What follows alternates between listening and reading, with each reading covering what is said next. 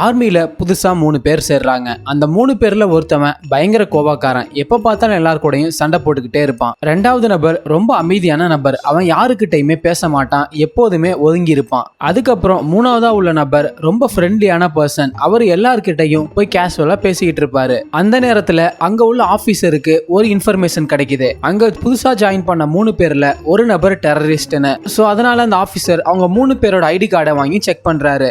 இது முதலாவது ஆளோடது, இது 2வது ஆளோடது, இது 3வது ஆளோடது. இப்போ உங்களால இந்த 3 ஐடி கார்டையும் செக் பண்ணி பார்த்துட்டு அதுக்கப்புறம் சொல்ல முடியுமா இந்த 3 பேர்ல யாரு டெரரிஸ்ட்னு? அப்படி உங்களுக்கு ஆன்சர் தெரிஞ்சா உங்க ஆன்சரை மறக்காம கமெண்ட் பண்ணுங்க.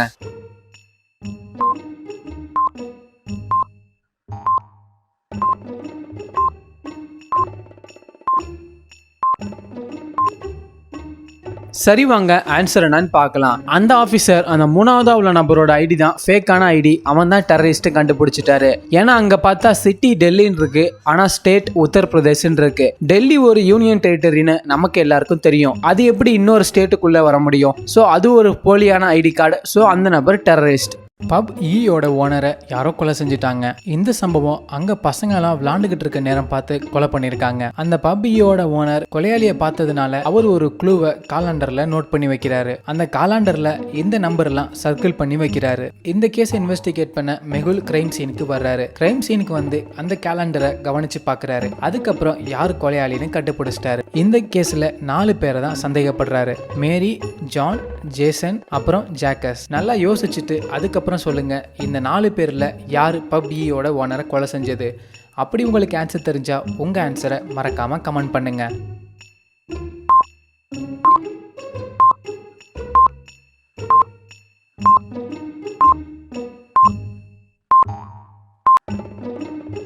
சரி, வாங்க ஆன்சர் என்னன்னு பார்க்கலாம். காலண்டர் படி ரவுண்ட் பண்ணியிருந்த நம்பரோட மந்த் எடுத்தோம்னா ஃபர்ஸ்ட் 6, அது ஜூன். அதுல ஃபர்ஸ்ட் லெட்டர் ஜே. அடுத்ததா 4 ஏப்ரல்ல ரவுண்ட் ஆயிருந்துச்சு, ஏப்ரல்ல ஏ.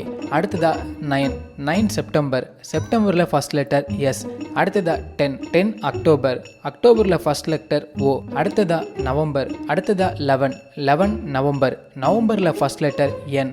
இங்க உள்ள 5 லெட்டரையும் ஒரு வேர்டா மாத்தினோம்னா ஜேசன் தான் கொலையாளின்னு வரும். ஸோ இங்க ஜேசன் தான் கொலையாளி. அவனை மெகுல் அரெஸ்ட் பண்றாரு.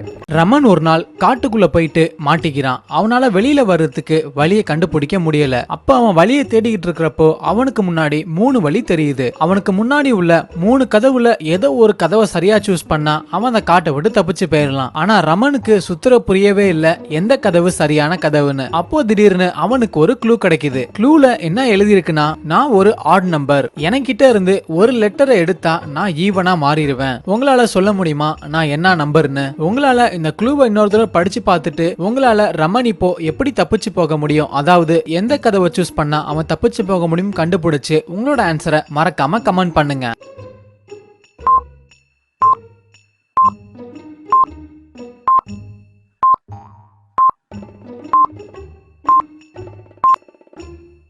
ஆன்சர் என்னன்னா, இங்க சரியான கதவு 7. நீங்க 7ங்கிற வேர்டுல எஸ் மட்டும் ரிமூவ் பண்ணீங்கன்னா அது ஈவன்ங்கிற வேர்டா மாறிடும். இததான் குழுவும் சொன்னுச்சு. ரமன் ஃபைனலா அந்த 7ங்கிற டோர் வழியா போயிட்டு அந்த காட்டை விட்டு தப்பிச்சு போயிருவான். ரோகனுக்கு மும்பையில உள்ள ஒரு பெரிய காலேஜ்ல அட்மிஷன் கிடைச்சிருக்கு. ரோகன் அந்த காலேஜுக்கு போயிட்டு அந்த காலேஜ்ல படிக்கிற நிறைய பேர்கிட்ட நல்லா பழகி ஃப்ரெண்ட்ஸ் ஆயிடுறான். அந்த நேரத்துல அவன் சனான்னு ஒரு பொண்ணையும் பாக்குறான். ரோகனுக்கு சனாவை பார்த்த உடனே லவ் வந்துருச்சு. உடனே அதை ப்ரப்போஸ் பண்ணிட்டான். அப்புறம் சனா சொல்றா, எனக்கு ஆல்ரெடி பாய் ஃப்ரெண்ட் இருக்குன்னு. ரோகன் இதை கேட்டுட்டு அசிங்கப்பட்டுட்டு அங்க இருந்து போயிட்டான். கொஞ்ச நேரம் கழிச்சு சனாவும் அவளோட பாய் ஃப்ரெண்டும் காலேஜை விட்டு வெளியில இருந்து போறாங்க. அந்த நேரத்துல அடையாளமே தெரியாத 2 நபர் அவங்க 2 பேரும் தடுத்து நிறுத்தி வம்புலுக்கு ஆரம்பிச்சுட்டாங்க. இதை கவனிச்ச சனாவுக்கு பக்கத்துல இருந்த பாய் ஃப்ரெண்ட் திடீர்னு ஓட ஆரம்பிச்சுட்டான். திடீர்னு அந்த 2 பேரும் சேர்ந்து சனாவோட போனை ஒருத்தவன் வாங்கிக்கிட்டான், இன்னொருத்தவன் சனாவோட பர்ஸை வாங்கிக்கிட்டான். அந்த சமயத்துல ரோகன் அந்த வழியா நடந்து வந்துகிட்டு இருக்கான். சனா அந்த 2 பேர்கிட்டே மாட்டிக்கிட்டத ரோகன் பார்த்துட்டான். அதை பார்த்துட்டு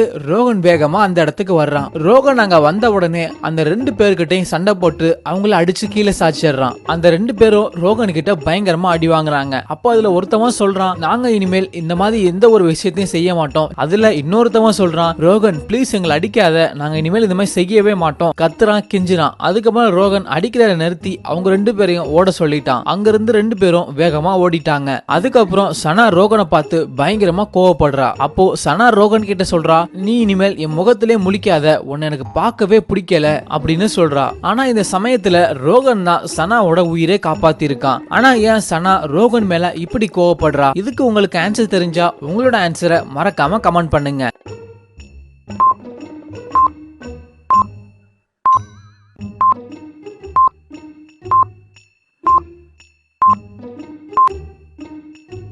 சரி வாங்க ஆன்சர் என்னன்னு பார்க்கலாம். சனா என்ன நினைச்சானா, ரோகன் தான் இந்த ரெண்டு பேரையும் அனுப்பிச்சு வச்சு இந்த மாதிரி செய்ய சொல்லியிருக்கான்னு சனாவுக்கு கண்டுபிடிச்சிட்டா. எப்படி கண்டுபிடிச்சானா, ரோகன் அவங்க ரெண்டு பேரையும் அடிக்கிறப்ப அதுல ஒருத்தவன் சொன்னா, ரோகன் எங்களை அடிக்காத, நாங்க அது மாதிரி செய்ய மாட்டோம் அப்படின்னு சொன்னான். அவங்க ரெண்டு பேருக்கும் எப்படி இதுல ரோகனோட பேர் தெரிஞ்சிருக்க முடியும்? சோ இதை வச்சு சனா கண்டுபிடிச்சிட்டா, ரோகன் ஆல் செட் பண்ணி தான் இந்த மாதிரி சம்பவத்தை செஞ்சு ஒரு இம்ப்ரெஷனை கிரியேட் பண்றதுக்கு பண்ணிருக்கான்னு. சோ நீங்க வேற ஏதாவது ஆன்சரை கண்டுபிடிச்சா அதையும் கமெண்ட் பண்ணுங்க.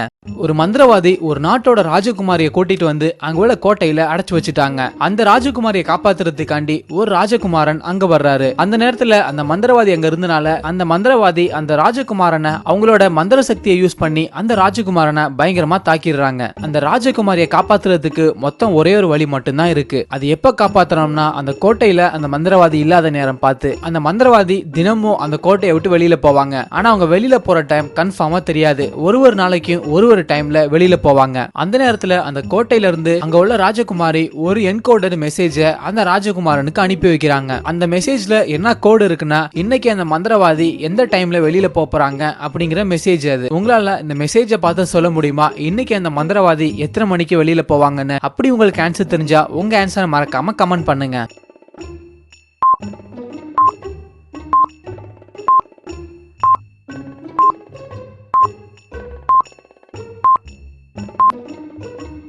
சரி வாங்க ஆன்சர் என்னன்னு பார்க்கலாம். அங்க உள்ள என்கோடட் மெசேஜ்ல அதுல உள்ள எல்லா வேர்ட்ஸ்லயும் முதல் லெட்டரை எடுங்க. அங்க உள்ள எல்லா வேர்ட்ஸ்லயும் அந்த முதல் லெட்டரை ஒன்னா சேர்த்து படிச்சா டுடே 2ன்னு வரும். சோ கண்டிப்பா இன்னைக்கு அந்த மந்திரவாதி 2 மணிக்கு வெளியில போறாங்கன்னு ராஜகுமாரி ராஜகுமாரனுக்கு என்கோடட் மெசேஜ் அனுப்பிச்சிருக்காங்க. சோ அந்த டயத்துல அந்த ராஜகுமாரன் வந்து அந்த ராஜகுமாரிய ஈஸியா காப்பாத்திரலாம். இப்போ இங்க ஜெயில ரெண்டு வித்தியாசமான ஆளுங்க இருக்காங்க.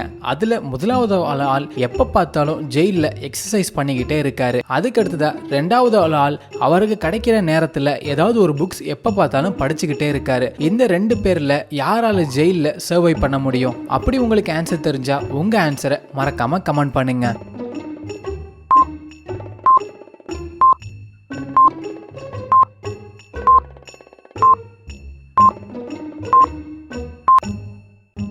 வாங்க ஆன்சர் என்னன்னு பார்க்கலாம். கண்டினியூஸாக எக்ஸசைஸ் பண்ணிட்டு இருந்தா அவங்களால ஓட முடியும், அடுத்தவங்களை வம்புழுக்க முடியும், அவ்வளோதான். அதுவே புக்கை படித்தா அவங்களுக்கு அறிவு வளரும். அதனால அவங்க ஜெயிலை விட்டு வெளியில வந்ததுக்கு அப்புறம் அவங்க வாழ்க்கை நல்லபடியாக மாறுறதுக்கு வாய்ப்பு இருக்கு. புக்கு படிக்கிறனால அவங்க ஜெயிலில் ஈஸியாக சர்வைவும் பண்ண முடியும்.